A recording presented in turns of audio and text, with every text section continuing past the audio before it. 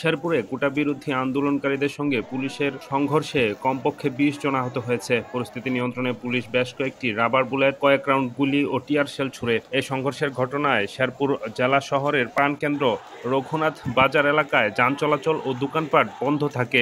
জানা গেছে, বিকেল ৩টায় শেরপুর সরকারি কলেজ ক্যাম্পাস থেকে কোটা বিরোধী আন্দোলনকারীরা প্রথমে বিক্ষোভ মিছিল বের করে শহরে প্রবেশ করে।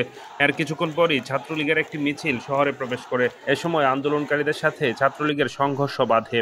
এ সময় পুলিশ পরিস্থিতি নিয়ন্ত্রণে আনতে কয়েক রাউন্ড গুলি ও টিয়ার শেল নিক্ষেপ করে। এতে প্রথমে আন্দোলনকারীরা পিছিয়ে গেলেও কিছুক্ষণ পর আবারও তারা শহরের নিউ মার্কেট মোড় থেকে সংঘবদ্ধ হয়ে থানা মোড়ে অবস্থান নেয়। এতে পিছিয়ে যায় ছাত্রলীগ ও পুলিশ।